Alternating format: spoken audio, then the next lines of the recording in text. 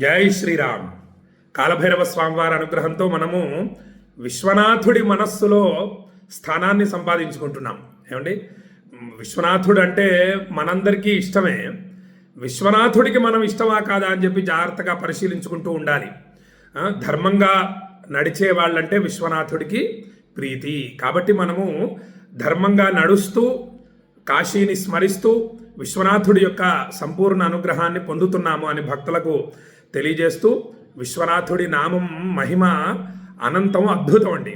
స్వామివారు మన నామాన్ని జపించాలి అంటే వీడు ఫలానా సమయానికి ఎక్కడికి వెళతాడు, ఎక్కడ ఉంటున్నాడు, ఎక్కడ ఉంచాలి, ఎక్కడ ఉంటే వీడు క్షేమంగా ఉంటాడు అని అనుక్షణం మన గురించి మన నామాన్ని జపిస్తూ విశ్వనాథుడు ఉండాలి. అంటే ఏం చేయాలి మనం?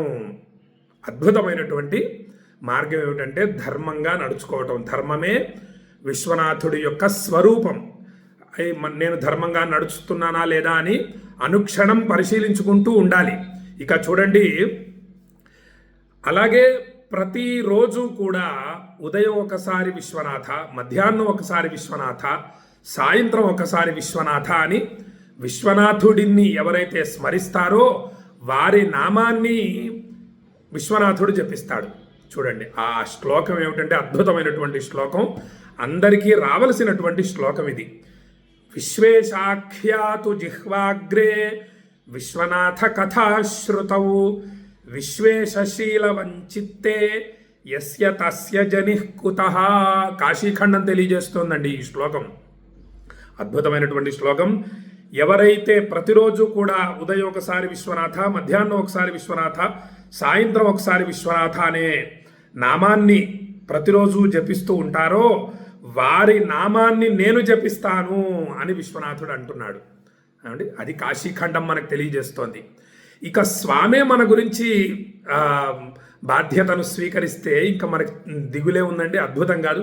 ఎంత ధైర్యంగా ఉంటాం మనం, ఎంత సులువైన మార్గం అండి, ఎంత తేలిక. ఎక్కడ ఉన్నా సరే ఏమండి, మనం ఇంట్లోనే దేవుడి మందిరంలోనే కూర్చొని అనక్కర్లేదు. అవకాశం ఉంటే అలా ఉదయాన్నే ఒకసారి స్నానం చేసిన తర్వాత కూర్చొని ఒకసారి చేస్తే చాలని చెప్పి మనకు చెప్తున్నారు. 11 సార్లు కానీ 108 సార్లు కానీ విశ్వనాథ విశ్వనాథ విశ్వనాథ అనే నామజపం చేయటం ఉదయం.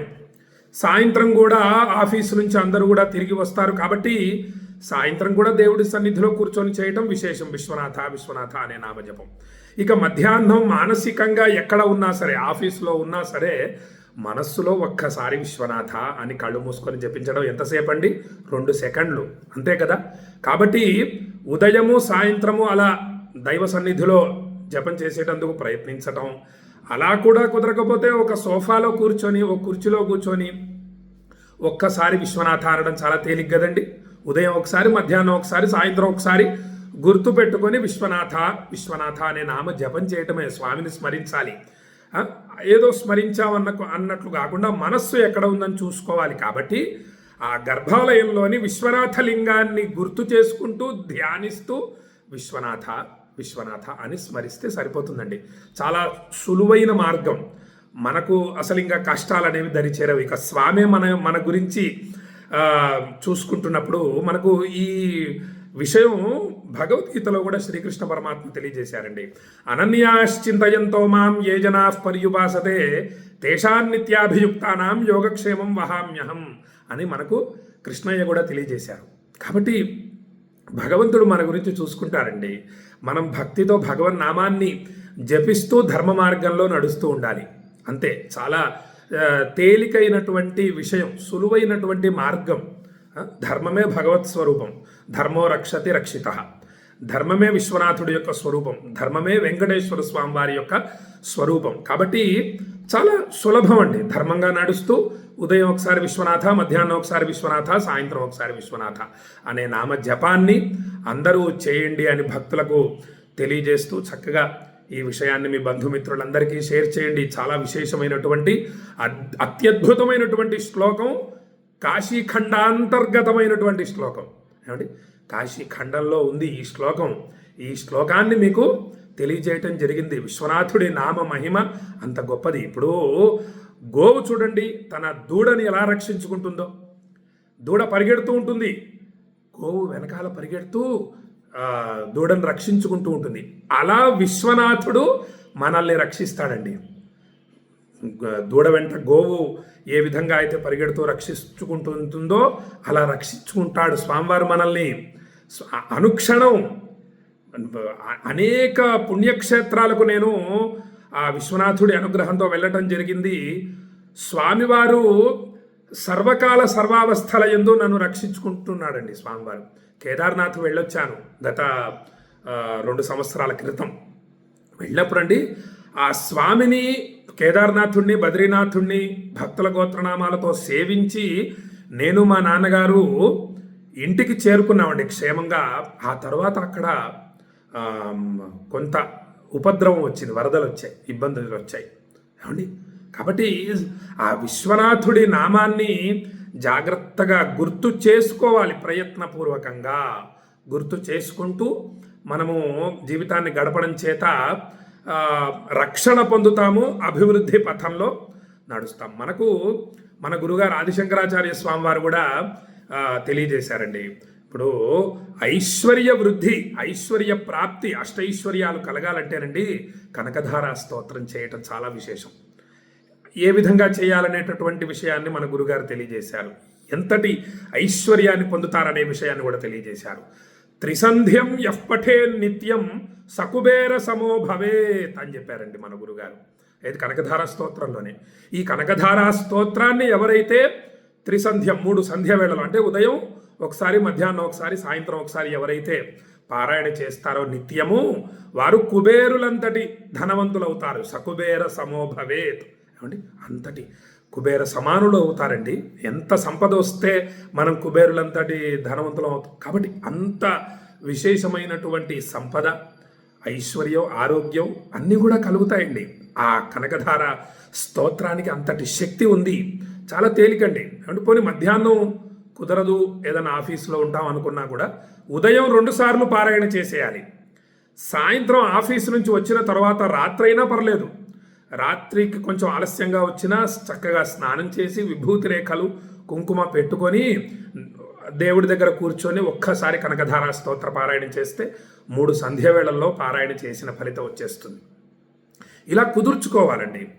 కుదుర్చుకొని ఆచరించటం వలన విశేషమైనటువంటి ఫలితాలు కలుగుతాయి. అది ఆధ్యాత్మిక శక్తికి ఉన్నటువంటి బలం అండి.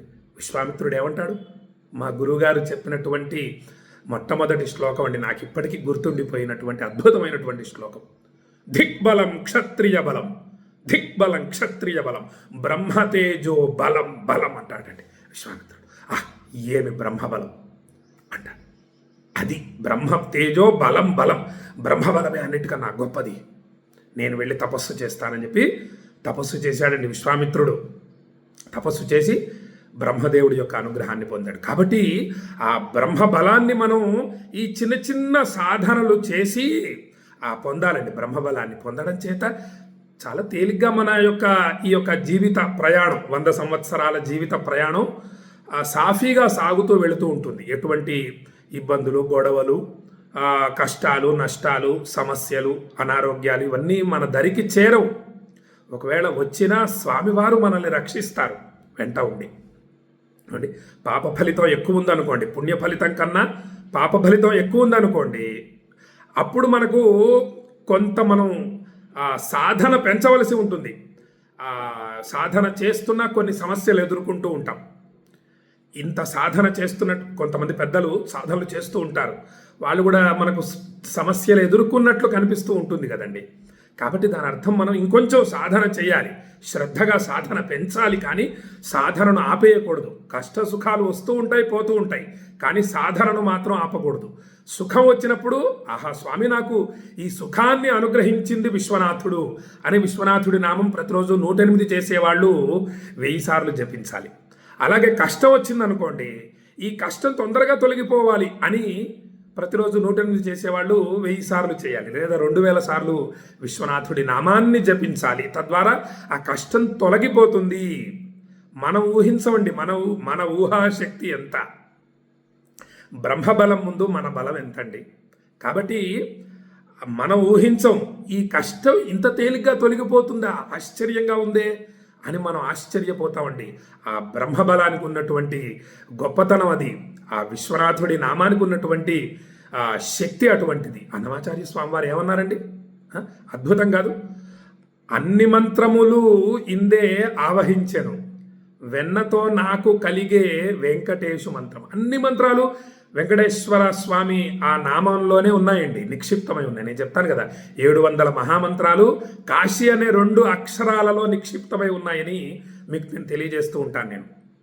కాబట్టి అన్ని మంత్రములు ఇందే ఆవహించెను, వెన్నతో నాకు కలిగే వెంకటేశు మంత్రం అంటాడండి అన్నమాచార్య స్వామి. అన్ని మంత్రాలు భగవన్నామంలోనే ఆశ్రయించి ఉన్నాయి. కాబట్టి మనము వేద ప్రమాణమైనటువంటి దేవతను, భగవంతుణ్ణి, భగవన్నామాన్ని పట్టుకోవాలి. గట్టిగా పట్టుకొని ఇలా త్రిసంధ్యం, ఉదయం ఒకసారి, మధ్యాహ్నం ఒకసారి, సాయంత్రం ఒకసారి జపించడమే చాలా సులువైన మార్గం అని భక్తులకు తెలియజేస్తూ, మీ బంధుమిత్రులందరికీ ఈ వీడియోని షేర్ చేయండి. రేపు ఇంకా అద్భుతమైనటువంటి విషయాల్ని తెలియజేస్తాను కాశీ గురించి అని భక్తులకు తెలియజేస్తూ, చక్కగా ఉగాది రోజు మీ గోత్రనామాలతో పూజలు జరిపించుకోండి. చాలా అత్యద్భుతమైనటువంటి అవకాశం. 9951499444 అనే నెంబర్కి మీ గోత్రనామాలు, చిరునామా తప్పక పంపించండి. కాశీలో ఉగాది రోజు మీ గోత్రనామాలు ఉచ్చరింపబడటం అంటే సామాన్యమైన విషయం కాదు. పరాభవనామ సంవత్సరం ఏమండి, చాలా అద్భుతం కదా, చాలా విశేష ఫలితాలు కలుగుతాయి అని భక్తులకు తెలియజేస్తూ సెలవు తీసుకుంటున్నాను. జై శ్రీరామ్. విశ్వనాథాయ మంగళం, విశ్వనాథాయ మంగళం, విశ్వనాథాయ మంగళం. కాలభైరవ స్వామికి జై.